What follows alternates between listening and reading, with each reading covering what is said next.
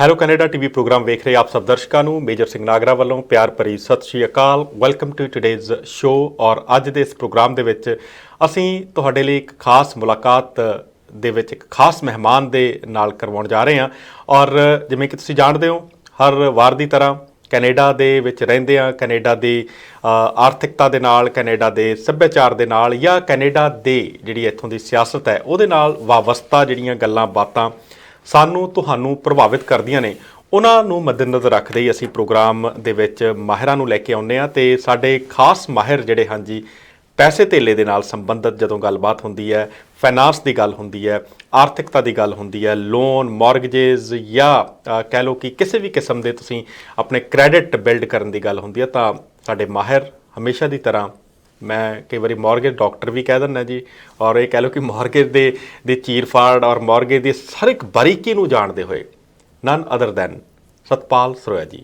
ਸੋ ਤੁਹਾਡਾ ਨਿੱਘਾ ਸਵਾਗਤ ਹੈ ਜੀ। ਜੀ ਥੈਂਕ ਯੂ ਜੀ, ਥੈਂਕ ਯੂ। ਸਰੋਇਆ ਸਾਹਿਬ, ਸਾਡੇ ਬਹੁਤ ਸਾਰੇ ਦਰਸ਼ਕ ਕਈ ਦਿਨਾਂ ਤੋਂ ਇਹ ਮੰਗ ਕਰ ਰਹੇ ਨੇ ਕਿ ਤੁਸੀਂ ਆ ਕੇ ਆਓ ਅਤੇ ਹੈਲੋ ਕੈਨੇਡਾ ਦੇ ਵਿੱਚ, ਅਤੇ ਇਹਨਾਂ ਨੂੰ, ਸਾਡੇ ਦਰਸ਼ਕਾਂ ਨੂੰ ਇਹ ਜਾਣਕਾਰੀ ਦਿਓ ਕਿ ਜਿਹੜੇ ਰੇਟ ਆਫ ਇੰਟਰਸਟ ਪਿਛਲੇ ਸਾਲ ਅਪ੍ਰੈਲ ਦੇ ਵਿੱਚ 2022 ਚ ਵਧਣੇ ਸ਼ੁਰੂ ਹੋਏ ਸੀ, ਉਹ ਵੱਧਦੇ ਇੱਕ ਸਾਲ ਦੇ ਅੰਦਰ ਉਹਨਾਂ ਦੇ ਵਿੱਚ ਹਿਸਟੋਰਿਕ 6 ਟਾਈਮ ਸ਼ਾਇਦ ਗਰੋਥ ਹੋਈ ਹੈ, ਜਾਂ 5 ਜਾਂ 6 ਵਾਰੀ ਵਧਿਆ, ਤੇ ਉਹ 4.5 ਦੇ ਉੱਤੇ ਹੋ ਗਏ ਨੇ। ਤੇ ਉਹ 4.5 ਦਾ ਮਤਲਬ ਕੀ ਹੁੰਦਾ ਹੈ?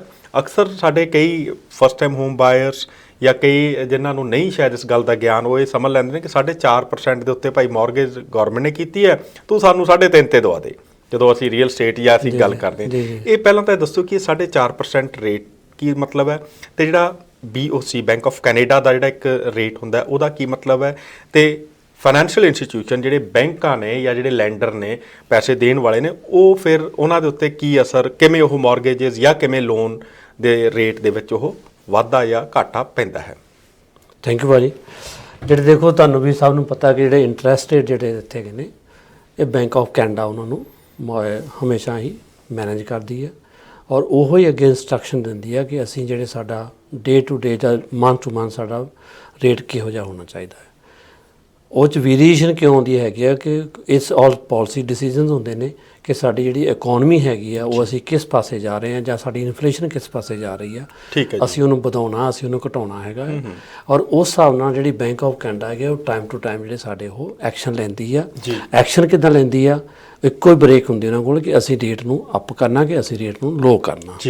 ਹੁਣ ਜਿਸ ਤਰ੍ਹਾਂ ਤੁਹਾਡਾ ਕੁਐਸਚਨ ਸੀ 4.5% ਦਾ, 4.5, 5% ਦਾ, 6.5% ਜੋ ਵੀ ਸਾਡਾ ਰੇਟ ਚੱਲਦਾ ਹੈਗਾ, ਇਸ ਵੇਲੇ ਜਿਹੜਾ ਪ੍ਰਾਈਮ ਰੇਟ ਚੱਲਦਾ ਸਾਡਾ 6.475 ਤੇ ਚਲੇ ਗਿਆ ਹੈਗਾ। ਅੱਛਾ ਜੀ, 6.75 ਤੇ ਚਲੇ ਗਿਆ। ਠੀਕ ਹੈ, ਮਤਲਬ ਕਹਿਣ ਦਾ ਮਤਲਬ 6.75 ਜਿਹੜਾ ਮੌਰਗੇਜ ਜੇਕਰ ਉਹਦਾ ਰੇਟ ਹੈ, ਪਰ ਇਹਦਾ ਮਤਲਬ ਇਹ ਘਬਰਾਉਣ ਵਾਲੀ ਵੀ ਗੱਲ ਨਹੀਂ ਕਿ 6.5 ਪੌਣੇ 7 ਹੋ ਗਿਆ ਤੇ ਪਤਾ ਨਹੀਂ ਕੀ ਪਹਾੜ ਡਿੱਗ ਜਾਏਗਾ। ਉਹ ਅਸੀਂ ਪ੍ਰੋਗਰਾਮ ਦੇ ਅਗਲੇ ਹਿੱਸੇ ਦੱਸਾਂਗੇ ਕਿ ਕਿੰਨਾ ਕੁ ਫਰਕ ਪੈਂਦਾ ਹੈ ਸਾਲ 2 ਸਾਲ ਬਾਅਦ ਤੁਹਾਡੀ ਮੌਰਗੇਜ, ਤੁਸੀਂ ਕਿੰਨੇ ਕੁ ਵਾਧੂ ਪੈਸੇ ਤੁਹਾਨੂੰ ਲੱਗਦਾ ਵਾਧੂ ਦੇ ਦਿੰਦੇ ਹੋ, ਪਰ ਉਹ ਵਾਧੂ ਨਹੀਂ ਹੁੰਦੇ, ਉਹ ਕਿਵੇਂ ਤੁਹਾਡੇ ਐਡਜਸਟ ਹੁੰਦੇ ਨੇ, ਕਿਵੇਂ ਤੁਹਾਡੀ ਇਕੁਇਟੀ 'ਚ ਹੁੰਦੇ ਨੇ, ਉਹ ਅੱਗੇ ਚੱਲ ਕੇ ਗੱਲ ਕਰਾਂਗੇ। ਜੀ ਸਰ। ਉਹਦਾ ਇੱਕ ਜਿਹੜਾ ਪਿੱਛੇ ਅਸੀਂ ਪਿਛਲੇ ਮਹੀਨੇ ਦਾ ਇੱਕ ਪੋਜ਼ੀਟਿਵ ਇੰਪੈਕਟ ਦੇ ਰਹੇ ਹਾਂ ਕਿ ਜਿੱਦਾਂ ਪਿੱਛੇ ਟ੍ਰੈਂਡ ਚੱਲੇ ਆ ਰਿਹਾ ਸੀਗਾ ਕਿ ਜਿਹੜਾ ਰੇਟ ਸਾਡਾ ਅਪ ਜਾ ਰਿਹਾ ਸੀਗਾ, ਹੁਣ ਇਹਨਾਂ ਨੇ ਉਹਨੂੰ ਬ੍ਰੇਕ ਲਾ ਦਿੱਤੀ ਹੈ। ਓਕੇ। ਔਰ ਪੋਸੀਬਿਲਿਟੀ ਆ ਫਿਊਚਰ ਦੇ ਵਿੱਚ ਕਿ ਰੇਟ ਸਾਡੇ ਹੁਣ ਡਿਕਰੀਜ਼ ਹੋਣ ਸ਼ੁਰੂ ਹੋਣ ਉਹਦੇ। ਜੀ। ਉਹਦਾ ਰੀਜ਼ਨ, ਸਭ ਤੋਂ ਬੜਾ ਰੀਜ਼ਨ ਹੈ ਕਿ ਨੈਚੁਰਲੀ ਜੇ ਸਾਡੇ ਰੇਟ ਵੱਧਦੇ ਨੇ ਤੇ ਸਾਡਾ ਜਿਹੜਾ ਅਫੋਰਡੇਬਿਲਿਟੀ ਘੱਟ ਜਾਂਦੀ ਹੈ। ਜੇ ਸਾਡੀ ਅਫੋਰਡੇਬਿਲਿਟੀ ਘੱਟਦੀ ਆ ਤਾਂ ਇਹਦਾ ਮਤਲਬ ਜਿਹੜਾ ਮਾਰਕੀਟ ਦੇ ਵਿੱਚ ਜਿਹੜਾ ਬਾਇਰਸ, ਨੰਬਰ ਆਫ ਬਾਇਰਸ ਹੈ ਉਹ ਘੱਟ ਗਏ, ਰੁਕ ਜਾਏਗਾ। ਜੇ ਨੰਬਰ ਆਫ ਬਾਇਰਸ ਘੱਟ ਕੇ ਤਾਂ ਜਿਹੜੇ ਸਾਡੇ ਅੱਗੇ ਡਿਵੈਲਪਰ ਹੈਗੇ ਨੇ ਜਾਂ ਜਿਹੜੇ ਸੈਲਰ ਹੈਗੇ ਨੇ, ਜਾਂ ਤਾਂ ਕਈ ਵਾਰੀ ਇਨਵੈਂਟਰੀ ਨੂੰ ਰੋਕ ਲਾ ਦਿੰਦੇ ਨੇ, ਔਰ ਜੇ ਉਹ ਰੋਕ ਲਾਉਂਦੇ ਨੇ, ਬਿਲਡਿੰਗ ਨਹੀਂ ਬਣਾਉਂਦੇ, ਜੇ ਅੱਗੇ ਕੰਸਟਰਕਸ਼ਨ ਨਹੀਂ ਕਰਦੇ ਹੈਗੇ, ਤਾਂ ਸਾਡੀ ਓਵਰਆਲ ਜਿਹੜੀ ਇਕੋਨਮੀ ਜਿਹੜੀ ਆ ਉਹ ਮੂਵ ਹੋਣੀ ਹੁੰਦੀ ਆ, ਉਹ ਸਟਾਪ ਹੋ ਜਾਂਦੀ ਹੈ। ਸੋ ਇੱਥੇ ਆ ਕੇ ਜਿਹੜੀ ਸਾਡੀਆਂ ਗੌਰਮੈਂਟਸ ਹੈਗੀਆਂ ਜਾਂ ਬੈਂਕ ਆਫ ਕੈਨੇਡਾ ਹੈਗੀ ਆ, ਉਹ ਫਿਰ ਡਿਸੀਜਨ ਦੇਖਦੇ ਨੇ, ਮੇਕ ਕਰਦੇ ਨੇ ਕਿ ਅਸੀਂ ਹੁਣ ਕੀ ਕਰੀਏ। ਕਿੰਨਾ ਕੁ ਇਕੋਨਮੀ ਨੂੰ ਮੂਵ ਕਰੀਏ, ਇਕੋਨਮੀ ਬਹੁਤ ਜ਼ਿਆਦਾ ਫਾਸਟ ਜਾ ਰਹੀ ਹੈ, ਉਹਨੂੰ ਸਲੋ ਕਰੀਏ, ਅਸੀਂ ਇੰਟਰਸਟ ਰੇਟ ਵਧਾਈਏ।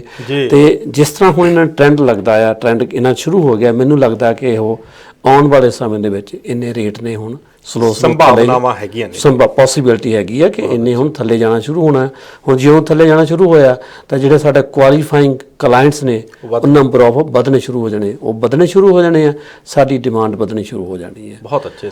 ਔਰ ਜਿਸਲੇ ਸਾਡੀ ਡਿਮਾਂਡ ਵਧਣੀ ਸ਼ੁਰੂ ਹੋਣੀ ਆ, ਉਹ ਵੀ ਤੁਹਾਨੂੰ ਵੀ ਪਤਾ ਹੈ ਕਿ ਜਿੱਦਾਂ ਹੁਣ ਮਾਰਕੀਟ ਜਿਹੜੀਆਂ ਵੈਲਿਊਜ਼ ਕਾਫੀ ਜਿਹੜੀਆਂ ਉਹ ਲੋ ਜਾ ਚੁੱਕੀਆਂ ਆ, ਔਰ ਨੈਚੁਰਲੀ ਆ ਕਿ ਇਹ ਇਸ ਨਾਰਮਲ ਮਾਰਕੀਟ ਦਾ ਇੱਕ ਟ੍ਰੈਂਡ ਹੁੰਦਾ ਆ, ਜਿਸ ਚੀਜ਼ ਦੀ ਡਿਮਾਂਡ ਵੱਧਦੀ ਆ ਉਹਨੇ ਉਸ ਵੇਲੇ ਉਹਦੀ ਪ੍ਰਾਈਸ ਵੀ ਥੋੜੀ ਬਹੁਤੀ ਵਧਣੀ ਸ਼ੁਰੂ ਹੋ ਜਾਂਦੀ ਹੈ। ਹਾਂਜੀ, ਬਹੁਤ ਅੱਛੇ। ਸੋ ਅਸੀਂ ਆਪਣੇ ਦਰਸ਼ਕਾਂ ਨੂੰ ਦੱਸ ਦਈਏ ਕਿ ਜਿਹੜੀ ਅਸੀਂ ਡਿਮਾਂਡ ਐਂਡ ਸਪਲਾਈ ਦੀ ਗੱਲ ਕਰ ਰਹੇ ਹਾਂ, ਅਸੀਂ ਉਹ ਰੀਅਲ ਸਟੇਟ ਦੀ ਗੱਲ ਕਰ ਰਹੇ ਹਾਂ। ਰੀਅਲ ਸਟੇਟ ਦੇ ਵਿੱਚ ਘਰ ਵੀ ਆਉਂਦੇ ਨੇ, ਤੁਹਾਡੇ ਕਮਰਸ਼ੀਅਲ ਪ੍ਰਾਪਰਟੀਜ਼ ਵੀ ਆਉਂਦੀਆਂ ਨੇ, ਤੁਹਾਡੇ ਬਿਜ਼ਨਸ ਵੀ ਆਉਂਦੇ ਨੇ, ਔਰ ਤੁਸੀਂ ਇਸ ਗੱਲੋਂ ਬਿਲਕੁਲ ਇਤਫਾਕ ਰੱਖੋਗੇ ਸਾਡੇ ਨਾਲ ਕਿ ਬੀਤੇ ਸਮਿਆਂ ਦੇ ਦੌਰਾਨ ਜਿਹੜੀਆਂ ਕੀਮਤਾਂ ਨੇ ਘਰਾਂ ਦੀਆਂ ਜਾਂ ਰੀਅਲ ਸਟੇਟ ਦੀਆਂ, ਉਹ ਅਸਮਾਨਾਂ ਨੂੰ ਛੂਹਣ ਵਾਲੀ ਗੱਲ ਹੋਈ ਸੀ। ਅਤੇ ਰੇਟ ਆਫ ਇੰਟਰਸਟ ਜਦੋਂ ਬੈਂਕ ਆਫ ਕੈਨੇਡਾ ਨੇ ਕੰਟਰੋਲ 'ਚ ਲਿਆਉਣਾ ਸ਼ੁਰੂ ਕੀਤਾ ਜਾਂ ਕਹਿ ਲਓ ਵਧਾਉਣਾ ਸ਼ੁਰੂ ਕੀਤਾ, ਤਾਂ ਉਹ ਜਿਹੜਾ ਉਹ ਕੀਮਤਾਂ ਦੇ ਵਿੱਚ ਇੱਕ ਕੰਟਰੋਲ ਲਿਆਂਦਾ, ਕਾਫੀ ਫਰਕ ਪਿਆ ਜੀ, ਬਹੁਤ ਕੰਟਰੋਲ ਨਹੀਂ, ਬਹੁਤ ਫਰਕ ਪਿਆ, ਬਹੁਤ ਨੀਚੇ। ਔਰ ਕਈ ਇਲਾਕਿਆਂ ਦੇ ਵਿੱਚ ਅਸੀਂ ਰੀਅਲ ਸਟੇਟ ਬ੍ਰੋਕਰ ਹੋਣ ਦੇ ਨਾਤੇ ਦੱਸ ਸਕਦੇ ਹਾਂ ਕਿ 24-25% ਤੱਕ ਵੀ ਕੀਮਤਾਂ ਦੇ ਵਿੱਚ ਜਿਹੜੀ ਆ ਉਹ ਗਿਰਾਵਟ ਦੇਖਣ ਨੂੰ ਮਿਲੀ ਹੈ। ਔਰ ਵੱਡੇ ਸ਼ਹਿਰਾਂ ਦੀ ਮੈਂ ਗੱਲ ਕਰ ਰਿਹਾ, ਜਿਹੜੇ GTA ਨੇ, ਚਾਹੇ ਉਹ ਵੈਨਕੂਵਰ ਹੈ, ਮੌਂਟਰੀਅਲ ਹੈ, ਵਿਨੀਪੈਗ ਹੈ, ਜਾਂ ਖਾਸ ਤੌਰ ਦੇ ਉੱਤੇ GTA ਟੋਰਾਂਟੋ ਹੈ। ਸੋ ਗੱਲ ਘਰਾਂ ਦੀਆਂ ਆਪਾਂ ਮੌਰਗੇਜਸ ਦੀ ਗੱਲ ਕਰ ਦਿੱਤੀ ਹੈ। ਇਹ ਸਾਰੇ ਦੇ ਬਾਵਜੂਦ ਨਾ ਜੀ, ਜਿਹੜਾ ਸੈਲਰ ਹੈ ਜਾਂ ਬਾਇਰ ਹੈ, ਉਹਨਾਂ ਦੀ ਆਪਸ ਦੇ ਵਿੱਚ ਇੱਕ ਨਾ ਕਸ਼ਮਕਸ਼ ਲੱਗੀ। ਬਿਲਕੁਲ। ਸੈਲਰ ਨੂੰ ਚਾਹੀਦਾ ਕਿ ਚਾਹੁੰਦਾ ਕਿ ਉਹਦੀ ਕੀਮਤ ਵੱਧ, ਮੈਕਸ ਪ੍ਰਾਈਸ ਮਿਲੇ ਮੈਨੂੰ, ਹਾਂਜੀ, ਤੇ ਬਾਇਰ ਕਹਿੰਦਾ ਕਿ ਮੈਂ ਮਿਨੀਮਮ ਪੇ ਕਰਾਂ। ਲੇਕਿਨ ਅਸੀਂ ਇਹ ਭੁੱਲ ਜਾਂਦੇ ਆ ਕਿ ਇਹ ਸਾਰੇ ਚੀਜ਼ ਨੂੰ ਜਿਹੜੀ ਕੰਟਰੋਲ ਕਰਦੀ ਹੈ ਨਾ ਜੀ, ਉਹ ਮਾਰਕੀਟ ਟ੍ਰੈਂਡ ਟ੍ਰੈਂਡ ਸੈੱਟ ਜਿਹੜੇ ਕਰਦੇ ਨੇ, ਉਹ ਕਰਦੇ ਨੇ ਸਾਡੇ ਬਹੁਤ ਸਾਰੇ ਫੈਕਟਰ ਨੇ, ਜਿਨ੍ਹਾਂ ਚੋਂ ਸਿਰਫ ਇੱਕ ਫੈਕਟਰ ਦੀ ਅਸੀਂ ਗੱਲ ਕਰ ਰਹੇ ਹਾਂ, ਜਿਹੜਾ ਬੈਂਕ ਆਫ ਕੈਨੇਡਾ ਦੇ ਰੇਟ ਆਫ ਇੰਟਰਸਟ ਦੇ ਵਿੱਚ ਜਿਹੜੇ ਵਾਧਾ ਜਾਂ ਕੰਟਰੋਲ ਜਾਂ ਘਾਟਾ ਹੋਣਾ। ਬਿਲਕੁਲ। 4.5 ਜਿਹੜਾ ਹੈ ਜੀ, ਉਹ standard bank of Canada the rate of interest ਹੈ, ਜਿਸ ਦੇ ਆਲੇ ਦੁਆਲੇ ਫਾਈਨੈਂਸ਼ੀਅਲ ਇੰਸਟੀਟਿਊਸ਼ਨ 6.75 6.75 ਤੱਕ ਜਿਹੜੀ ਮੌਰਗੇਜ, ਰੀਅਲ ਸਟੇਟ ਘਰਾਂ ਦੀ ਮੌਰਗੇਜ ਜਿਹੜੀ ਜੀ, ਉਹ ਅੱਜ ਤੁਹਾਨੂੰ ਮਿਲ ਸਕਦੀ ਹੈ। ਔਰ ਇਹ ਬੜੀ ਜਿਹੜੀ ਹੈ ਬੜੀ ਇੱਕ ਜੇ ਪਿਛੋਕੜ ਹਿਸਟਰੀ ਦੀ ਗੱਲ ਕਰੀਏ ਜੀ ਨਹੀਂ 1.5 ਵੀ ਰਿਹਾ, 1.5, ਲੇਕਿਨ ਹਿਸਟਰੀ ਇਹ ਵੀ ਦੱਸਦੀ ਹੈ ਕਿ 20-25% ਵੀ ਰਿਹਾ ਜੀ ਪੁਰਾਣੇ ਟਾਈਮ ਤੇ। ਦੇਖੋ ਆਪਾਂ ਹਿਸਟਰੀ ਦੀ ਗੱਲ ਕਰਾਂਗੇ ਤਾਂ 20-25-30 ਸਾਲ ਪੁਰਾਣੇ ਜਾਵਾਂਗੇ। ਔਰ 20 ਸਾਲ ਪਹਿਲਾਂ ਜਿਨ੍ਹਾਂ ਨੇ ਘਰ ਲਏ ਸਨ, ਉਹਨਾਂ ਨੂੰ 18% 20% ਵੀ ਪੇ ਕੀਤੇ ਨੇ, ਪਰ ਉਸ ਵੇਲੇ ਪ੍ਰਾਈਸ ਜਿਹੜੀ ਘਰਾਂ ਦੀਆਂ ਸੀਗੀਆਂ 100,000, 125,000, 150,000 ਸੀਗੀਆਂ। ਬਹੁਤ ਅੱਛੇ। ਸੋ ਹੁਣ ਅੱਜ ਆਪਾਂ ਗੱਲ ਕਰੀਏ ਜੀ, ਬਹੁਤ ਸਾਰੇ ਜਿਹੜੇ ਬਾਇਰ ਨੇ ਜੀ, ਉਹਨਾਂ ਜੀ ਇਸ ਗੱਲੋਂ ਡਰ ਜਾਂਦੇ ਨੇ ਜਾਂ ਡਰੇ ਹੋਏ ਨੇ ਕਿ ਉਹਨਾਂ ਨੇ ਡਾਊਨ ਪੇਮੈਂਟ ਚਲੋ ਰੱਖੀ ਹੋਈ ਸੀ ਕਿਸੇ ਉਹਦੇ ਲਈ, ਔਰ ਹੁਣ ਤਾਂ ਡਾਊਨ ਪੇਮੈਂਟ ਜਿਹੜੀ ਹੈ ਜੋ ਕੀਮਤਾਂ ਘਟਣ ਕਰਕੇ ਡਾਊਨ ਪੇਮੈਂਟ ਦੇ ਵਿੱਚੋਂ ਵੀ ਉਹਨਾਂ ਨੂੰ ਬਚਦੇ ਫਰਕ ਪੈ ਗਿਆ ਹੈ ਨਾ ਜੀ, ਉਹਨਾਂ ਨੂੰ ਮਤਲਬ ਘੱਟ ਡਾਊਨ ਪੇਮੈਂਟ ਘੱਟ। ਲੇਕਿਨ ਉਹਨਾਂ ਦੀ ਕੁਆਲੀਫਾਈਂਗ ਜਿਹੜੀ ਹੈ ਜੀ, ਉਹਦੇ ਲਈ ਥੋੜਾ ਜਿਹਾ ਦੱਸੋ, ਟਿਪਸ ਦਿਓ ਸਾਡੇ ਦਰਸ਼ਕਾਂ ਨੂੰ ਕਿ ਫਸਟ ਟਾਈਮ ਹੋਮ ਬਾਇਰਸ ਜਿਹੜੇ ਨੇ ਕਿਹੜੀਆਂ ਗੱਲਾਂ ਦਾ ਖਿਆਲ ਰੱਖਣ ਤਾਂ ਕਿ ਉਹਨਾਂ ਨੂੰ ਕੋਈ ਦਿੱਕਤ ਨਾ ਆਵੇ ਜੇ ਉਹਨਾਂ ਨੇ ਅੱਜ ਸ਼ੁਰੂ ਕਰਦੇ ਨੇ 6 ਮਹੀਨੇ ਨੂੰ, 3 ਮਹੀਨੇ ਨੂੰ, ਜਦੋਂ ਵੀ ਉਹਨਾਂ ਨੇ ਕਰ ਲੈਣਾ ਜੀ। ਦੇਖੋ ਇਹਦਾ ਜਿਹੜਾ ਇੱਕ ਲਾਈਨ ਆਨਸਰ ਮੇਰਾ ਹੈਗਾ ਕਿ ਜਿਹੜਾ ਵੀ ਕੋਈ ਫਸਟ ਟਾਈਮ ਹੋਮ ਬਾਇਰ ਹੈਗਾ, ਬੈਟਰ ਹੈ ਕਿ ਮੈਨੂੰ ਕੰਟੈਕਟ ਕਰ ਲਵੇ, ਮੈਂ ਉਹਨੂੰ ਗਾਈਡ ਕਰ ਦਿਆਂਗਾ, ਕ੍ਰੈਡਿਟ ਚੈੱਕ ਕਰ ਲਵਾਂਗਾ, ਉਹਨਾਂ ਦੀ ਜੌਬਸ ਵਗੈਰਾ ਦੇਖ ਲਵਾਂਗਾ, ਜੇ ਸੈਲਫ ਇੰਪਲਾਇਡ ਆ ਫਾਈਨੈਂਸ਼ੀਅਲ ਸਟੇਟਮੈਂਟ ਵਗੈਰਾ ਦੇਖ ਲਵਾਂਗਾ, ਦੂਸਰੇ ਹੁਣ ਟੈਕਸਿਸ ਵਗੈਰਾ ਅੱਗੇ ਫਾਈਲ ਹੋਣੇ ਹੈਗੇ ਨੇ, ਜੇ ਕਿਤੇ ਕੋਈ ਕਮੀ ਪੇਸ਼ੀ ਹੈ ਮੈਂ ਗਾਈਡ ਕਰ ਸਕਦਾ। ਹਾਂ ਦੇਖੋ, ਜੇ ਨੈਚੁਰਲੀ ਇੰਟਰਸਟ ਹਾਈ ਆ ਤੇ you need more income to qualify. then let's say if interest rate is 4% or 5% ਹੈ ਜਾਂ 3% ਹੈ, ਇਸ ਵੇਲੇ 6% ਹੈ, ਠੀਕ ਹੈ। ਔਰ ਉਹਦੇ ਵਿੱਚ ਜਿਹੜੀ ਕੁਆਲੀਫਿਕੇਸ਼ਨ ਦੇ ਉੱਪਰ ਅਸਰ ਆ ਗਿਆ ਸਾਡਾ। ਜਦੋਂ ਅਸੀਂ ਪਿੱਛੇ 5.25 ਤੇ ਕੁਆਲੀਫਾਈ ਕਰਦੇ ਸੀਗੇ, ਸਾਨੂੰ ਇਸ ਵੇਲੇ 7.25 ਤੇ ਕੁਆਲੀਫਾਈ ਕਰਨਾ ਪੈ ਰਿਹਾ, ਤਾਂ ਫਰਕ ਪੈ ਗਿਆ ਉਹਦੇ ਵਿੱਚ। ਦੂਸਰੀ ਹੁੰਦੀ ਹੈ ਕਿ ਜਿਹੜੀ ਸਾਡਾ ਮੌਰਗੇਜ ਇੰਸਟਾਲਮੈਂਟ ਹੈਗੀ ਆ, ਉਹ ਥੋੜੀ ਜਿਹੀ ਨਾਰਮਲ ਨਾਲੋਂ ਜ਼ਿਆਦਾ ਹੋਏਗੀ, ਕਿਉਂਕਿ ਇੰਟਰਸਟ ਪੋਰਸ਼ਨ ਉਹਦੇ 'ਚ ਜ਼ਿਆਦਾ ਹੈਗਾ। ਪਰ ਅਸੀਂ ਜੇ ਦੇਖਿਆ, ਜਿਸ ਤਰ੍ਹਾਂ ਮੈਂ ਕਦੇ ਸੋਚਦਾ ਨਾ, ਮੈਨੂੰ ਬਹੁਤ ਸਾਰੇ ਇਸ ਦੇ ਕੁਐਸਚਨ ਆਉਂਦੇ ਨੇ। ਇੱਕ ਦਰਸੇ ਬਾਇਰ ਉਹ ਕਹਿੰਦਾ ਵੀ ਮੈਂ ਕਿਉਂ ਬਾਈ ਕਰਾਂ ਹੁਣ, ਮੈਂ ਰੁਕ ਜਾਣਾ, ਤਾਂ ਮੈਂ ਇਹੋ ਕੁਐਸਚਨ ਹੁੰਦਾ ਨਾ, ਆਨਸਰ ਮੇਰਾ ਇਹ ਹੁੰਦਾ ਤੁਸੀਂ ਰੁਕ ਜਾਓ, ਕੋਈ ਗੱਲ ਨਹੀਂ, ਜਿਹੜੀ ਅੱਜ ਤੁਹਾਨੂੰ ਲੈਟਸ ਸੇ ਕੋਈ ਪ੍ਰਾਪਰਟੀ ਤੁਹਾਨੂੰ $1 ਮਿਲੀਅਨ ਦੀ ਮਿਲਣੀ ਆ, ਤੁਸੀਂ ਰੁਕ ਜਾਓ, ਤੁਹਾਨੂੰ 1.1 ਦੀ ਮਿਲੇਗੀ ਜਾਂ 1.2 ਦੀ ਮਿਲੇਗੀ। ਹੁਣ ਤੁਸੀਂ ਇੱਥੇ ਜਿਹੜਾ ਇੰਟਰਸਟ ਰੇਟ ਜੇ ਮੰਨ ਲਓ ਅੱਜ 3 ਜਾਂ 4% ਵੱਧ ਪੇ ਕਰ ਰਹੇ ਹੋ, ਪਰ ਲੈਟਸ ਸੇ ਤੁਸੀਂ 2 ਸਾਲ ਵੱਧ ਪੇ ਕੀਤਾ, ਪਰ ਤੁਸੀਂ ਇਸ ਵੇਲੇ ਅਪਫਰੰਟ ਤੇ ਤੁਸੀਂ ਸੇਵ ਕਰ ਲਿਆ ਜੀ ਜੀ ਜੀ ਆਫਰ ਇਹ ਮਾਰਕੀਟ ਨੇ ਤਾਂ ਦੇਖੋ ਵਾਪਸ ਆਉਣਾ ਹੀ ਆ। ਹਾਂ ਉਹਨੇ ਹੁਣ ਜਾਣਾ, ਜਿਹੜੀ ਬਾਉਂਸ ਬੈਕ ਕਰੇਗੀ। ਇਸ ਵੇਲੇ ਜਿਹੜੀ ਸਾਡੀ ਰੀਅਲ ਏਸਟੇਟ ਦੀ ਵੈਲਿਊ ਆ that's not real market value. ਜੀ ਜੀ ਜੀ ਜੀ ਇਹ ਬਾਟਮ ਰੌਕ ਵੈਲਿਊ ਆ। ਕਿਸੇ ਟਾਈਮ ਤੇ ਸਾਡੀ ਬਹੁਤ ਹਾਈ ਵੈਲਿਊ ਵੀ ਸੀ but that was not the real value ਆ। ਬਿਲਕੁਲ ਤਾਂ ਇਹਨੇ ਕਿਤੇ ਤਾਂ ਆ ਕੇ ਸੈਟਲ ਹੋਣਾ ਆ। ਜੀ ਜੀ ਜੀ ਤੇ ਮੈਂ ਸੁਜੈਸਟ ਕਰਾਂਗਾ ਦੇਖੋ ਕਿ ਨੈਚੁਰਲੀ ਜਿਹੜਾ ਬਾਇਰ ਚਾਹੁੰਦਾ ਮੈਨੂੰ ਮੈਕਸ ਪੈਸੇ ਮਿਲਣ, ਸੈਲਰ ਚਾਹੁੰਦਾ ਮੈਂ ਮਿਨੀਮਮ ਮਿਲਣ and it has to somewhere settle. Balance ਕਿਤੇ ਹੋਣਾ ਬਹੁਤ ਸਮਵੇਅਰ ਸੈਟਲ ਤਾਂ ਇਹਨੇ ਹੋਣਾ ਹੀ ਪੈਣਾ ਹੈਗਾ। ਤੇ ਜੇ ਕੋਈ ਫਸਟ ਟਾਈਮ ਬਾਹਰ ਹੈਗੇ ਨੇ ਜਾਂ ਜਿਹੜੇ ਪਲੰਜ ਲੈਣਾ ਚਾਹੁੰਦੇ ਨੇ ਜਾਂ ਇਨਵੈਸਟਰ ਭਰਾ ਹੈਗੇ ਨੇ, ਜਿਹੜੇ ਦੇਖੋ ਜਿਹੜੇ ਸਾਡੇ ਇਨਵੈਸਟਰ ਹੈਗੇ ਉਹਨਾਂ ਨੂੰ ਤਾਂ ਬਹੁਤ ਨੌਲੇਜ ਹੁੰਦੀ ਆ। ਬਹੁਤ ਸਾਰੇ ਜਿਹੜੇ ਮੁਸ਼ਕਲੇ ਹੁੰਦੀ ਜਿਹੜੇ ਕਈ ਵਾਰੀ ਫਸਟ ਟਾਈਮ ਬਾਹਰ ਹੁੰਦੇ ਨੇ ਔਰ ਉਹ ਜਿਹੜੀ ਆਮ ਤੌਰ ਤੇ ਸਲਾਹ ਲੈਂਦੇ ਨੇ ਆਪਣੇ ਫਰੈਂਡ ਸਰਕਲ ਚੋਂ, ਜਿਨ੍ਹਾਂ ਨੂੰ ਬਿਲਕੁਲ ਜਿਨ੍ਹਾਂ ਨੂੰ ਮਤਲਬ ਹੋ ਸਕਦਾ ਕਈ ਵਾਰੀ ਆਪਾਂ ਕਹਿੰਦੇ ਨਾ ਜੀ ਨੀਮ ਹਕੀਮ ਖਤਰਾ ਹੈ ਜਾਨ ਵੀ ਹੋ ਜਾਂਦਾ, ਪਰ ਸਲਾਹ ਲੈਣੀ ਕੋਈ ਮਾੜੀ ਗੱਲ ਨਹੀਂ ਹੈ।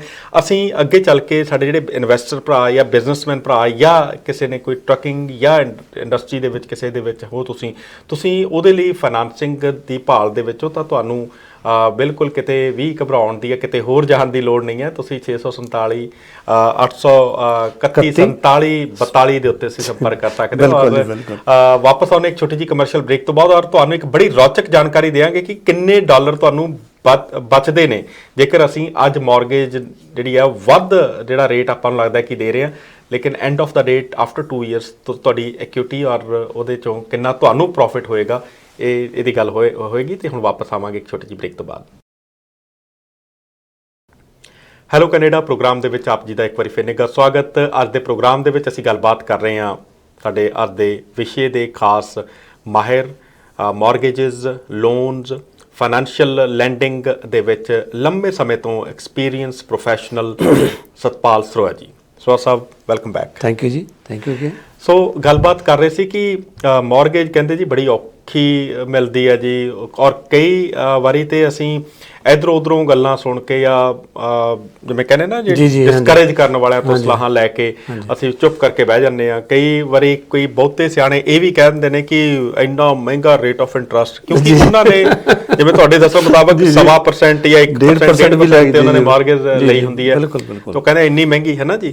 ਸੋ ਇਹ ਥੋੜਾ ਜਿਹਾ ਭੁਲੇਖਾ ਦੂਰ ਕਰੋ ਕਿ ਕੀ ਇਹ ਵਾਕਈ ਮਹਿੰਗੀ ਹੈ ਇਹ, ਜਾਂ ਸਾਨੂੰ ਲੱਗਦਾ ਕਿ ਇਹ ਬਹੁਤ ਮਹਿੰਗੀ ਹੈ, ਜਾਂ ਇਉਂ ਕਹਿ ਲਓ ਕਿ ਕੀ ਇਹ ਮਹਿੰਗੀ ਅੱਜ ਲੈ ਕੇ ਆਉਣ ਵਾਲੇ ਦਿਨਾਂ ਦੇ ਵਿੱਚ, ਪਿਛੋਕੜ ਦੀ ਮੈਂ ਗੱਲ ਨਹੀਂ ਕਰਾਂਗਾ 18 20 30% ਜਦੋਂ 20-25% ਰੇਟ ਆਫ ਇੰਟਰਸਟ ਮੌਰਗੇਜ ਦਾ ਹੁੰਦਾ ਸੀ, ਕੀ ਆਉਣ ਵਾਲੇ ਦਿਨਾਂ ਦੇ ਵਿੱਚ ਜੇਕਰ ਇਹ ਵੱਧ ਜਾਂਦੀ ਹੈ, ਕੁਆਲੀਫਾਈ ਤੁਸੀਂ 10-7 ਤੇ ਕਰਦੇ ਹੋ, ਇਹਦਾ ਇੰਪੈਕਟ ਜਿਹੜਾ ਜੀ, ਪਹਿਲਾਂ ਤਾਂ ਇੰਪੈਕਟ ਕੀ ਪਿਆ ਲੋਕਾਂ ਦੇ ਉੱਤੇ, ਜਾਂ ਜਿਹੜੇ ਡਰੇ ਹੋਏ ਨੇ ਉਹਨਾਂ ਦਾ ਥੋੜਾ ਡਰ ਜਿਹੜਾ ਜੀ ਉਹ ਕਿਵੇਂ, ਉਹਦਾ ਨਿਵਾਰਨ ਕਿਵੇਂ ਹੋ ਸਕਦਾ ਜੀ? ਕੀ ਇਹ ਦੇਖੋ ਔਨ ਦਾ ਸਰਫੇਸ ਮਹਿੰਗੀ ਆ, ਹਾਈ ਰੇਟ ਆ ਜੀ, nobody can deny it as compare to previous let's say 1-1.5 ਸਾਲ ਪਹਿਲਾਂ ਜੀ। ਠੀਕ ਹੈ, ਲੱਗਦਾ ਆ ਪਰਸੈਪਸ਼ਨ ਆ ਮਹਿੰਗੀ ਆ।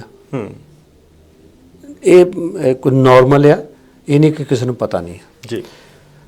ਇਹਦਾ ਦੂਸਰਾ ਪਾਸਾ ਆ ਪਲੀਜ਼, ਇਹ ਆ ਕਿ ਜੇ ਇਹ ਮਹਿੰਗੀ ਆ ਤੇ ਨੈਚੁਰਲੀ ਹਰ ਇੱਕ ਨੂੰ ਵੀ ਪਤਾ ਹੈ ਕਿ ਪ੍ਰਾਈਸਸ ਦੇ ਵਿੱਚ ਇਸ ਵੇਲੇ ਡ੍ਰੌਪ ਆਇਆ, ਘਰ ਵੀ 25% ਡਾਊਨ ਨੇ ਜੀ, ਡ੍ਰੌਪ ਆਇਆ। ਹੁਣ ਤੁਸੀਂ ਲੈਟਸ ਸੇ ਜਿਹੜਾ $1 ਮਿਲੀਅਨ ਦਾ ਘਰ ਹੈ, ਅਗਰ ਉਹਦੇ ਵਿੱਚ 15-20% ਜਾਂ 20% ਵੀ ਡ੍ਰੌਪ ਲਾ ਲਓ ਜੀ ਜੀ ਤੇ 800,000 ਦਾ ਹੋ ਗਿਆ ਜੀ।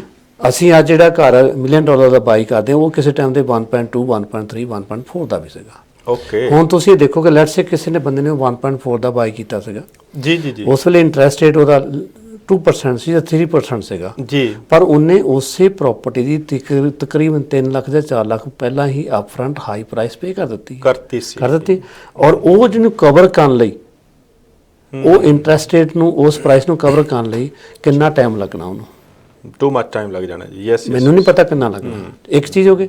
ਹੁਣ ਜੇ ਤੁਸੀਂ ਦੂਸਰੇ ਪਾਸੇ ਆ ਜਾਓ ਜੀ, ਅਸੀਂ ਅੱਜ ਇੰਟਰਸਟ ਰੇਟ ਹਾਈ ਆ ਲੇਕਿਨ ਕੀਮਤ ਘੱਟ, ਮੰਨ ਲਓ 10% ਤੁਸੀਂ ਹਾਈ ਲਓ, 4% ਲਾ ਲਓ, $1 ਮਿਲੀਅਨ ਦੀ ਹੈ ਤੁਹਾਡੀ $40,000 ਦੀ ਐਕਸਟਰਾ ਤੁਸੀਂ ਸਾਲ ਦਾ ਪੇ ਕਰਦੇ ਹੋ, $40,000 ਠੀਕ ਹੈ। ਤੁਸੀਂ 10 ਸਾਲ ਅਗੇ ਸਾਡਾ ਇੰਟਰਸਟ ਰੇਟ 10 ਸਾਲ ਵੀ ਇਦਾਂ ਰਹਿੰਦਾ ਆ ਤਾਂ 4 ਲੱਖ ਹੀ ਤੁਸੀਂ 4 ਲੱਖ ਦਿੱਤਾ 10 ਸਾਲ ਐਪਰੀਸੀਏਸ਼ਨ ਦੇਖੋ ਨਾ ਜੀ ਕਿੰਨੀ 10 ਸਾਲ 'ਚ ਇੱਕ ਚੀਜ਼ ਹੋ ਗਈ, 10 ਸਾਲ 'ਚ ਤੁਹਾਡੀ ਐਪਰੀਸੀਏਸ਼ਨ ਵੀ ਹੋਣੀ ਆ, 10 ਸਾਲ 'ਚ ਪ੍ਰਾਪਰਟੀ ਨੇ ਬਾਉਂਸ ਬੈਕ ਵੀ ਬਿਲਕੁਲ ਬਾਉਂਸ ਬੈਕ ਕਰ ਦਿੱਤਾ ਹੈਗਾ। ਤੁਸੀਂ 5 ਸਾਲ ਬਾਅਦ ਜਾ ਕੇ ਮੌਰਗੇਜ ਰਿਨਿਊ ਕਰਦੇ ਹੋ, 2 ਸਾਲ ਬਾਅਦ ਮੌਰਗੇਜ ਮੈਂ 2 ਸਾਲ ਦੇ ਰੇਟ ਲੈ ਕੇ ਚੱਲ ਰਹੇ ਆਪਾਂ, 2 ਸਾਲ ਬਾਅਦ ਰਿਨਿਊ ਕਰਦੇ ਹੋ ਤੁਹਾਡਾ ਰੇਟ ਘਟ ਜਾਣਾ। ਠੀਕ ਹੈ, ਪਰ ਜਿਹੜੀ ਤੁਸੀਂ ਅਪਫਰੰਟ ਤੁਹਾਡਾ ਗੇਨ ਸੀਗਾ ਇੱਕ ਜਿਹੜਾ ਕਿ ਕਈ ਵਾਰੀ ਆਮ ਪਬਲਿਕ ਨੂੰ ਇਸ ਚੀਜ਼ ਦਾ ਆਈਡੀਆ ਨਹੀਂ ਹੁੰਦਾ, ਜਾਂ ਕਈ ਵਾਰੀ ਨਵੇਂ ਬੰਦੇ ਆਏ ਹੁੰਦੇ ਉਹਨਾਂ ਨੂੰ ਨਹੀਂ ਪਤਾ ਹੁੰਦਾ। ਤਾਂ ਇਸ ਕਰਕੇ ਮੈਂ ਕਹਿੰਦਾ ਹੁੰਦਾ ਕਿ ਤੁਸੀਂ ਇਸ ਤਰ੍ਹਾਂ ਕਰੋ ਕਿ ਜੇ ਨਹੀਂ ਪਤਾ ਮੈਨੂੰ ਪੁੱਛ ਲਓ, ਫੋਨ ਕਰ ਲਓ ਤੁਸੀਂ, ਮੈਂ ਕੋਈ ਚਾਰਜ ਨਹੀਂ ਕਰਦਾ। ਬਿਲਕੁਲ ਠੀਕ ਹੈ, ਕਾਫੀ ਮੈਂ ਬਣਾ ਕੇ ਪਿਲਾਉਂਗਾ ਆਇਆਂ ਨੂੰ। ਬਾਕੀ ਹੁਣ ਪਰਪਸ ਕੀ ਹੁੰਦਾ ਕਿ ਜਸਟ ਪ੍ਰੋਵਾਈਡ ਦਾ ਇਨਫੋਰਮੇਸ਼ਨ। ਬਿਲਕੁਲ ਜੀ, ਤਾਂ ਕਿ ਜਿਹੜਾ ਮੇਰਾ ਇੱਕ ਕੋਈ ਬਾਇਰ ਹੈ, ਮੇਰਾ ਕਲਾਇੰਟ ਹੈਗਾ ਆ, ਉਹਨੂੰ ਇੱਕ ਇਨਫੋਰਮਡ ਡਿਸੀਜਨ ਲੈ ਸਕੇ। ਬਿਲਕੁਲ, ਬਹੁਤ ਐਸਾ ਪਰਪਸ ਹੈ। ਹਾਂਜੀ, ਬਹੁਤ ਅੱਛੇ। ਸੋ ਤੁਸੀਂ ਜਿਹੜੀ ਗੱਲ ਦੱਸੀ ਹੈ ਸਾਡੇ ਦਰਸ਼ਕਾਂ ਨੂੰ ਸ਼ਾਇਦ ਸਮਝ ਨੰਬਰ ਜਿਹੜੇ ਹਾਂਜੀ ਤੁਹਾਨੂੰ ਸਮਝ ਲੱਗ ਗਏ ਹੋਣਗੇ ਕਿ 2-4 ਸਾਲਾਂ ਦੇ ਤੋਂ ਬਾਅਦ ਜਦੋਂ ਐਪਰੀਸ਼ੀਏਟ ਕਰਦੀ ਹੈ ਪ੍ਰਾਪਰਟੀ, ਜਿਹੜੀ ਕਿ ਕਰਨੀ ਹੁੰਦੀ ਹੈ ਜੀ। ਇਹ ਤੇ ਹੈ ਨਹੀਂ ਕਿ ਜੇ ਤੁਸੀਂ ਅੱਜ ਮਿਲੀਅਨ ਦੀ ਪ੍ਰਾਪਰਟੀ ਲਈ ਹੈ ਤੇ ਅੱਜ ਤੋਂ 5 ਸਾਲਾਂ ਨੂੰ 5 ਲੱਖ ਦੀ ਰਹਿ ਜਾਏਗੀ ਜਾਂ ਉਹ ਬਹੁਤ ਨੀਚੇ ਚਲ ਜਾਏਗੀ। ਉਹਦੇ ਵਿੱਚ ਜਿਹੜਾ ਵਾਧਾ ਹੋਣਾ ਹੀ ਹੋਣਾ ਹੈ। ਤੁਸੀਂ ਦੁਨੀਆ ਦੇ ਇਤਿਹਾਸ ਦੇ ਵਿੱਚ ਜਿੱਥੇ ਮਰਜ਼ੀ ਚਲੇ ਜਾਓ, ਔਰ ਖਾਸ ਕਰਕੇ ਕੈਨੇਡਾ ਵਰਗਾ ਮੁਲਕ ਜਿੱਥੇ ਕਿ ਉਦਾਰਵਾਦੀ ਜਿਹੜੀਆਂ ਇਮੀਗ੍ਰੇਸ਼ਨ ਦੀਆਂ ਪਾਲਿਸੀਜ਼ ਔਰ ਇੱਥੋਂ ਦਾ ਇਨਵਾਇਰਨਮੈਂਟ, ਇੱਥੋਂ ਦਾ ਇਨਫਰਾਸਟ੍ਰਕਚਰ ਜਿਹੜਾ ਜੀ, ਉਹ ਸਾਰੀਆਂ ਚੀਜ਼ਾਂ ਦੇ ਬਾਵਜੂਦ ਦੁਨੀਆ 'ਚ ਜੋ ਮਰਜ਼ੀ ਕਿਤੇ ਵੀ ਹੋ ਰਿਹਾ ਹੋਵੇ ਤਾਂ ਆਪਾਂ ਇਹਨਾਂ ਮੁਲਕਾਂ 'ਚ ਬੜੇ ਸੁਰੱਖਿਅਤ ਹਾਂ, ਸੋਸ਼ਲੀ, ਫਾਈਨੈਂਸ਼ੀਅਲੀ ਅਤੇ mentally and health wise, physically as well. So ਗੱਲਬਾਤ ਆਪਾਂ ਕਰਦੇ ਹਾਂ। ਸਾਡੇ ਬਹੁਤ ਸਾਰੇ ਵਪਾਰੀ ਵੀਰ ਨੇ ਜੀ, ਬਿਲਕੁਲ, ਬਹੁਤ ਸਾਰੀਆਂ ਸਾਡੀਆਂ ਕਮਰਸ਼ੀਅਲਸ ਜਿਹੜੀਆਂ ਡੀਲਸ ਹੁੰਦੀਆਂ ਨੇ, ਜਿਨ੍ਹਾਂ ਦਾ ਯਕੀਨਨ ਘਰਾਂ ਨਾਲੋਂ ਤਾਂ ਉਹਦੀ ਕੀਮਤਾਂ ਵੱਧ ਹੁੰਦੀਆਂ ਨੇ, ਹੈ ਨਾ ਜੀ। 10% ਤੋਂ ਲੈ ਕੇ 100% ਤੱਕ ਵੀ ਕੀਮਤ ਵੱਧ ਹੋ ਸਕਦੀ ਹੈ, up to $100 million, $100 million plus dollar ਦੀਆਂ ਕੀਮਤਾਂ ਵਾਲੀਆਂ ਚੀਜ਼ਾਂ ਜਿਹੜੀਆਂ ਹੁੰਦੀਆਂ ਨੇ। ਔਰ ਅਸੀਂ ਆਪਣੇ ਦਰਸ਼ਕਾਂ ਨੂੰ ਦੱਸ ਦਈਏ ਕਿ ਕਿਸੇ ਵੀ ਕਿਸਮ ਦਾ ਕੋਈ ਵੀ ਕਾਰੋਬਾਰ ਤੁਸੀਂ ਖਰੀਦਣਾ ਹੈ ਜਾਂ ਤੁਸੀਂ ਉਹਦੇ ਲਈ ਮੌਰਗੇਜ ਜਾਂ ਕਮਰਸ਼ੀਅਲ ਲੈਂਡਿੰਗ ਦੀ ਤੁਸੀਂ ਭਾਲ ਕਰ ਰਹੇ ਹੋ, ਕ੍ਰੀਏਟਿਵ ਕਮਰਸ਼ੀਅਲ ਲੈਂਡਿੰਗ ਦੀ ਭਾਲ ਕਰ ਰਹੇ ਹੋ, ਤਾਂ ਤੁਸੀਂ ਸਤਪਾਲ ਸਰੋਆ ਜੀ ਅਤੇ ਇਹਨਾਂ ਦੀ ਟੀਮ ਦੇ ਨਾਲ ਸੰਪਰਕ ਕਰ ਸਕਦੇ ਹੋ। 647 831 4742 ਫੋਨ ਨੰਬਰ ਹਨ। ਸੋ ਕਮਰਸ਼ੀਅਲ ਲੈਂਡਿੰਗ ਜਿਹੜੀ ਸਾਡੇ ਇੱਕ ਟਰੱਕ ਤੋਂ 2 ਤੋਂ 10 ਤੋਂ ਵੱਧ ਕਰਨ ਨੇ, ਮੈਂ ਟਰੱਕਿੰਗ ਵਾਲੇ ਜਾਂ ਕਿਸੇ ਹੋਰ ਕਿਤੇ 'ਚ ਇੱਕ ਸ਼ਾਪ ਹੈ, ਉਹਦੀ ਫਰੈਂਚਾਈਜ਼ ਜਾਂ ਉਹਦੀ ਦੂਜੀ ਸ਼ਾਪ ਖੋਲ੍ਹਣੀ ਹੈ। ਫਰੈਂਚਾਈਜ਼ ਜਿਹੜੇ ਚਲਾਉਣਾ ਚਾਹੁੰਦੇ ਨੇ ਮੇਰੇ ਵੀਰ ਭੈਣ ਕਿਸੇ ਵੀ ਆਪਣੇ ਕਾਰੋਬਾਰ ਦੀ, ਉਹ ਵੀ ਸਾਡੇ ਨਾਲ ਸੰਪਰਕ ਕਰ ਸਕਦੇ ਨੇ। ਅਸੀਂ ਰੀਅਲ ਸਟੇਟ ਪਲੱਸ ਮੌਰਗੇਜ ਔਰ ਪਲੱਸ ਜਿਹੜਾ ਜੀ ਤੁਹਾਨੂੰ ਪ੍ਰੋਪਰ ਜਿਹੜਾ ਮਾਰਕੀਟਿੰਗ ਪਲਾਨ ਦੇ ਨਾਲ ਸਾਡੀ ਜਿਹੜੀ ਟੀਮ ਹੈ ਤੁਹਾਨੂੰ ਇੱਕ ਉਹ ਸੋਲੂਸ਼ਨ ਦੇ ਸਕਦੀ ਹੈ ਜੀ। ਕਮਰਸ਼ੀਅਲ ਲੈਂਡਿੰਗ ਵਾਲੀ ਜੀ, ਦੇਖੋ commercial landing itself a very vast subject. ਜੀ ਜੀ ਜੀ ਜੀ, ਤੁਸੀਂ ਇਹ ਦੇਖੋ ਕਿ ਇੱਕ ਛੋਟੀ ਦੁਕਾਨ ਤੋਂ, ਇੱਕ ਛੋਟੀ ਸ਼ਾਪ ਤੋਂ, ਬਿਜ਼ਨਸ ਤੋਂ ਲੈ ਕੇ ਜਿਹਨੂੰ ਤੁਸੀਂ ਸਟਾਰਟਅਪ ਬਿਜ਼ਨਸ ਕਹਿੰਦੇ ਆ, ਮਲਟੀ ਮਿਲੀਅਨ ਬਿਜ਼ਨਸ ਹੈ ਜਾਣਾ ਹੁੰਦਾ। ਜਿਹੜਾ ਮੈਂ ਆਪਰੇਟ ਕਰਦਾ, ਮੈਂ ਮਿਡ ਮਾਰਕੀਟ 'ਚ ਹੈਗਾ, ਮੈਂ ਜ਼ਿਆਦਾ ਉੱਪਰ ਨਹੀਂ ਜਾ ਰਿਹਾ ਹੈਗਾ। ਔਰ ਉਹਦੇ ਵਿੱਚ ਤੁਸੀਂ ਇਹਨੂੰ ਮੈਂ 2 ਤਰ੍ਹਾਂ ਦੇ ਵਿੱਚ ਡਿਵਾਈਡ ਕਰਦਾ। Startup, running business. ਸਟਾਰਟਅਪ ਹੁੰਦੇ ਨੇ ਜਿਨ੍ਹਾਂ ਨੇ ਨਵੇਂ ਬਿਜ਼ਨਸ ਸੈਟਅਪ ਕਰਨੇ ਆ, ਨਵੇਂ ਸ਼ੁਰੂ ਕਰਨਾ, ਨਵੇਂ ਬਿਲਕੁਲ। ਰਨਿੰਗ ਬਿਜ਼ਨਸ ਹੈ ਜਿਹੜਿਆਂ ਨੇ 2 ਸਾਲ ਆਲਰੇਡੀ ਇਨ ਪ੍ਰੋਗਰੈਸ ਹੈਗੇ ਨੇ, ਉਹਨਾਂ ਨੇ ਆਪਣੀਆਂ ਫਾਈਨੈਂਸ਼ੀਅਲ ਸਟੇਟਮੈਂਟ ਵਗੈਰਾ ਬਣਾਈਆਂ ਹੋਈਆਂ ਨੇ ਜੀ। ਠੀਕ ਹੈ ਜੀ। ਹੁਣ ਸਟਾਰਟਅਪ ਦੇ ਵਿੱਚ ਤੁਸੀਂ ਦੇਖੋ ਸਾਡੀਆਂ ਚਾਹੇ ਗਰੋਸਰੀ ਸਟੋਰ ਹੈ, ਚਾਹੇ ਪੀਜ਼ਾ ਸਟੋਰ ਹੈ, ਸਾਡੇ ਚਾਹੇ ਜਿੰਨੀਆਂ ਸਾਡੀਆਂ ਫਰੈਂਚਾਈਜ਼ ਕੁਝ ਵੀ ਹੈਗੀਆਂ, ਇਹਦੇ ਦੇਖੋ ਬਿਊਟੀ ਕੀ ਹੈ। ਮੈਂ ਹਰ ਲੋਕਾਂ ਨੂੰ ਹਮੇਸ਼ਾ ਜਿਹੜੇ ਮੇਰੇ ਕੰਟੈਕਟ ਹੁੰਦੇ, ਬਿਊਟੀ ਕੀ ਹੈ ਕਿ ਸਾਡੀ ਗਵਰਨਮੈਂਟ ਆਫ ਕੈਨੇਡਾ ਜਿਹੜੀ ਆ ਉਹ ਤੁਹਾਨੂੰ ਕਹਿੰਦੀ ਹੈ ਕਿ ਤੁਸੀਂ ਬਿਜ਼ਨਸ ਸਟਾਰਟ ਕਰੋ। ਤੁਹਾਡਾ ਲੋਨ ਜਿਹੜਾ 75% ਗਵਰਨਮੈਂਟ ਆਫ ਕੈਨੇਡਾ ਇੰਸ਼ੋਰ ਕਰਦੀ ਹੈ। ਦੇਖੋ ਅਗਰ ਤੁਹਾਡਾ ਲੋਨ ਅਮਾਊਂਟ 200,000 ਆ ਤੇ ਗਵਰਨਮੈਂਟ ਆਫ ਕੈਨੇਡਾ ਕਹਿੰਦੀ ਬਈ 150,000 ਮੈਂ ਇੰਸ਼ੋਰ ਕਰਦਾ, 50,000 ਦੀ ਤੂੰ ਮੈਨੂੰ ਗਰੰਟੀ ਦੇ। ਠੀਕ ਹੈ, ਵਿਚ ਇਜ਼ ਵੈਰੀ ਫੇਅਰ। ਮੇਰਾ ਖਿਆਲ ਹੈ ਮੈਂ ਸ਼ਾਇਦ ਇਹੋ ਜਿਹਾ ਪ੍ਰੋਡਕਟ ਆ ਆਲ ਓਵਰ ਦਾ ਵਰਲਡ, US ਵਾਲੇ ਹੈਗੇ ਨੇ ਉਹ ਸਾਡੇ ਨਾਲ ਜ਼ਿਆਦਾ ਅਗਰੈਸਿਵ ਨੇ, ਨੋ ਡਾਊਟ, ਮੈਨੂੰ ਪਤਾ ਆ। ਪਰ ਦੂਸਰੇ ਕਿਸ ਪਾਸੇ ਮੈਂ ਇੱਦਾਂ ਨਹੀਂ ਦੇਖਿਆ ਹੈਗਾ ਕਿ ਇੰਨੇ ਜਿਹੜੇ ਫਰੈਂਡਲੀ ਆ, ਬਿਜ਼ਨਸ ਫਰੈਂਡਲੀ ਬੈਂਕਾਂ ਜਿਹੜੀਆਂ ਹੈਗੀਆਂ। ਠੀਕ ਹੈ, ਇਸ ਕਰਕੇ ਉਹ ਰੀਜ਼ਨ ਕੀ ਆ ਤੁਹਾਨੂੰ ਵੀ ਪਤਾ ਹੈ, ਜਿਹੜਾ ਸਮਾਲ ਬਿਜ਼ਨਸ ਆ ਉਹ ਸਾਡੀ ਇਕਨੋਮੀ ਦੀ ਬੈਕਬੋਨ ਹੈ। ਬਹੁਤ ਅੱਛਾ, ਸਭ ਤੋਂ ਜ਼ਿਆਦਾ ਜਿਹੜੀ ਇੰਪਲੋਇਮੈਂਟ ਕ੍ਰੀਏਟ ਕਰਦਾ ਉਹ ਸਮਾਲ ਬਿਜ਼ਨਸ ਕ੍ਰੀਏਟ ਕਰਦਾ। ਫਿਰ ਦੂਸਰੀ ਇਹ ਦੇਖੋ ਕਿ ਅਗਰ ਮੰਨ ਲਓ ਲੈਟਸ ਸੇ ਤੁਸੀਂ ਆ ਜਾਂ ਮੈਂ, ਅਸੀਂ ਦੋਨੇ ਸੈਲਫ ਇੰਪਲਾਇਡ ਆ, ਅਸੀਂ ਗਵਰਨਮੈਂਟ ਤੋਂ ਜੌਬ ਨਹੀਂ ਮੰਗ ਰਹੇ, ਅਸੀਂ ਆਪਣੀ ਐਫਰਟ ਕਰ ਰਹੇ ਹਾਂ, ਅਸੀਂ ਖੁਦ ਇੰਪਲਾਈ ਰੱਖਦੇ ਹਾਂ ਔਰ ਗਵਰਨਮੈਂਟ ਰਿਲੀਵ ਹੋ ਗਈ, ਉਹਨਾਂ ਨੂੰ 2-3 ਬੰਦੇ ਨੂੰ ਜੌਬ ਨਹੀਂ ਦੇਣੀ ਪਈ, ਪਲੱਸ ਅਸੀਂ ਟੈਕਸ ਫਾਈਲ ਕਰਦੇ ਹਾਂ।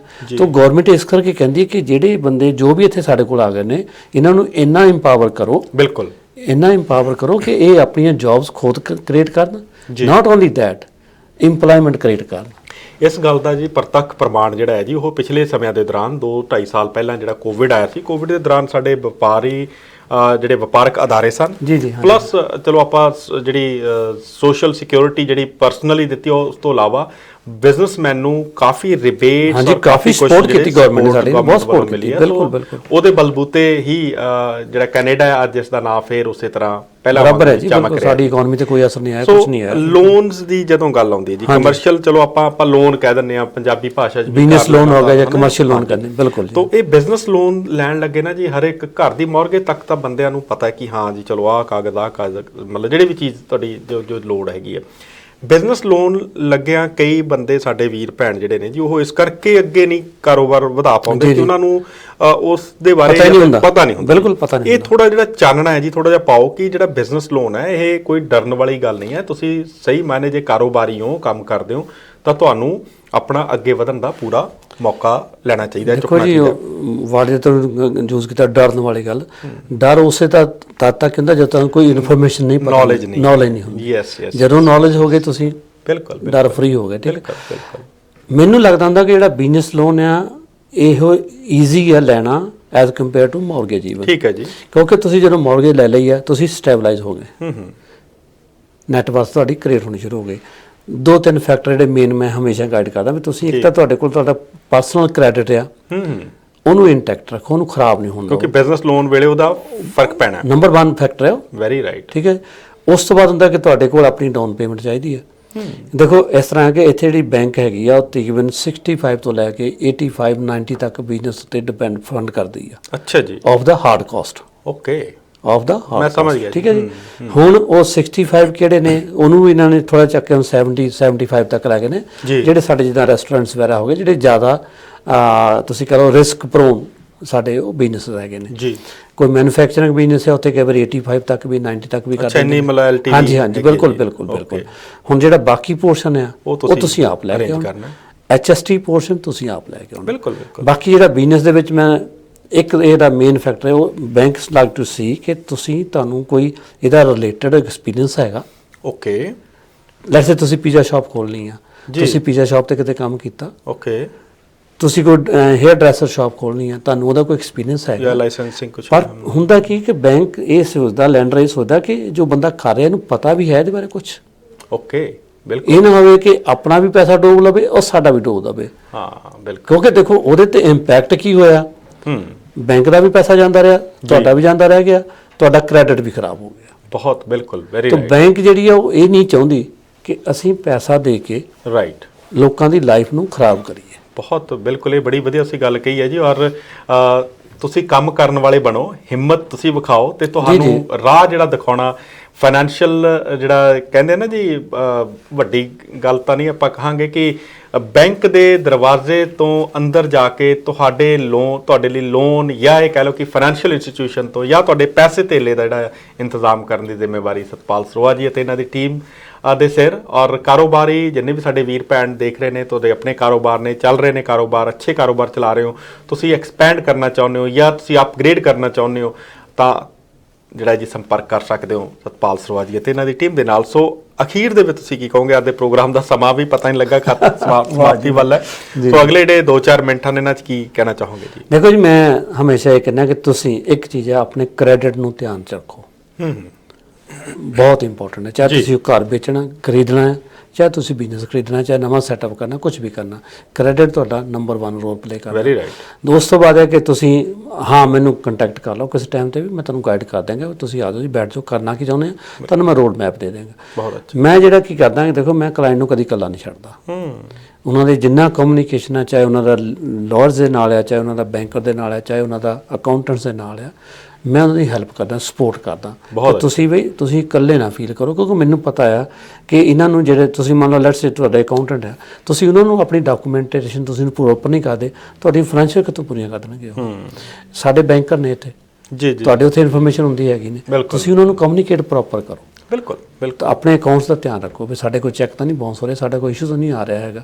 ਤਾਂ ਇਹ ਮੈਂ ਜਿਹੜੇ ਨਵੇਂ, ਖਾਸ ਕਰ ਨਵੇਂ ਹੁੰਦੇ ਨੇ, ਮੈਂ ਉਹਨਾਂ ਨੂੰ ਸਪੋਰਟ ਕਰਦਾ ਹਾਂ ਕਿ ਤੁਸੀਂ ਕਿਸੇ ਵਜ੍ਹਾ ਕਰਕੇ ਵੀ ਡੀਰੇਲ ਨਾ ਹੋ ਜਾਓ। ਬਹੁਤ ਵਧੀਆ ਗੱਲ ਤੁਸੀਂ ਕੀਤੀ ਹੈ ਜੀ। ਔਰ ਡੀਰੇਲਮੈਂਟ ਜਿਹੜੀ ਹੈ ਜੀ, ਉਹ ਦੁਬਾਰਾ ਗੱਡੀ ਲੀਹ ਤੇ ਲਿਆਉਣੀ ਕਈ ਵਾਰ ਬਹੁਤ ਔਖੀ ਹੈ, ਮੁਸ਼ਕਲ ਹੋ ਜਾਂਦੀ ਹੈ। ਸੋ ਫਾਈਨੈਂਸ਼ੀਅਲ ਤੌਰ ਦੇ ਉੱਤੇ ਤੁਹਾਡੀ ਸਿਹਤ ਜਿਹੜੀ ਹੈ ਜੀ, ਫਾਈਨੈਂਸ਼ੀਅਲ ਹੈਲਥ ਤੁਹਾਡੀ ਬਰਕਰਾਰ ਰਵੇ, ਤੁਹਾਡੀ ਤੰਦਰੁਸਤ ਰਵੇ, ਉਹਦੇ ਲਈ ਅਸੀਂ ਜਿੱਥੇ ਸ਼ੁਭਕਾਮਨਾਵਾਂ ਕਰਦੇ ਹਾਂ, ਉੱਥੇ ਸਾਡੇ ਕੋਲ ਮੌਰਗੇਜਸ, ਲੋਨਸ ਔਰ ਫਾਈਨਾਂਸ ਦੀਆਂ ਸਾਰੀਆਂ ਜਿਹੜੀਆਂ ਬਾਰੀਕੀਆਂ ਅਤੇ ਉਹਨਾਂ ਬਰੀਕੀਆਂ ਦੇ ਵਿੱਚੋਂ ਤੁਹਾਡੇ ਲਈ ਜਿਹੜੀ ਚੀਜ਼ ਫਾਇਦੇਮੰਦ ਹੈ, ਜਿਵੇਂ ਕਹਿੰਦੇ ਨਾ ਜੀ ਉਹ ਨੁਸਖੇ ਬਹੁਤ ਹੁੰਦੇ ਨੇ, ਲੇਕਿਨ ਕਿਹੜਾ ਨੁਸਖਾ ਤੁਹਾਡੇ ਤੇ ਕੰਮ ਕਰੇਗਾ ਉਹ ਨੁਸਖਾ ਜਿਹੜਾ ਹੈ ਜੀ ਉਹ ਸਤਪਾਲ ਸਰੋਆ ਜੀ ਤੇ ਇਹਨਾਂ ਦੀ ਟੀਮ ਹੀ ਤੁਹਾਡੇ ਲਈ ਫੇਸ ਟੂ ਫੇਸ ਜਦੋਂ ਬਹਿ ਕੇ ਕਸਟਮਾਈਜ਼ ਸੋਲੂਸ਼ਨ ਲੈ ਕੇ ਹਾਜ਼ਰ ਹੁੰਦੀ ਹੈ। ਸੋ ਸਰੋਆ ਸਾਹਿਬ, ਤੁਹਾਡਾ ਪ੍ਰੋਗਰਾਮ ਦੇ ਵਿੱਚ ਆਉਣ ਦੇ ਲਈ ਮੈਂ ਧੰਨਵਾਦੀ ਹਾਂ ਤੇ ਉਮੀਦ ਕਰਦਾ ਸਾਡੇ ਦਰਸ਼ਕ ਜ਼ਰੂਰ ਤੁਹਾਨੂੰ ਲਾਹੇਵੰਦ ਲੱਗੀ ਹੋਏਗੀ ਸਾਡੀ ਅੱਜ ਦੀ ਗੱਲਬਾਤ। ਹਰ ਤਰ੍ਹਾਂ ਦੀ ਫਾਈਨੈਂਸ਼ੀਅਲ ਲੋਨ, ਮਾਰਗੇजेस, ਕਮਰਸ਼ੀਅਲ ਲੋਨ ਦੇ ਵਾਸਤੇ ਸਤਪਾਲ ਸਰੋਆ ਜੀ ਅਤੇ ਇਹਨਾਂ ਦੀ ਟੀਮ ਦੇ ਨਾਲ ਸੰਪਰਕ ਜ਼ਰੂਰ ਕਰੋ ਜੀ। ਥੈਂਕ ਯੂ ਜੀ, ਬਹੁਤ ਬਹੁਤ ਧੰਨਵਾਦ ਜੀ। ਥੈਂਕ ਯੂ, ਸਤਿ ਸ਼੍ਰੀ ਅਕਾਲ ਜੀ।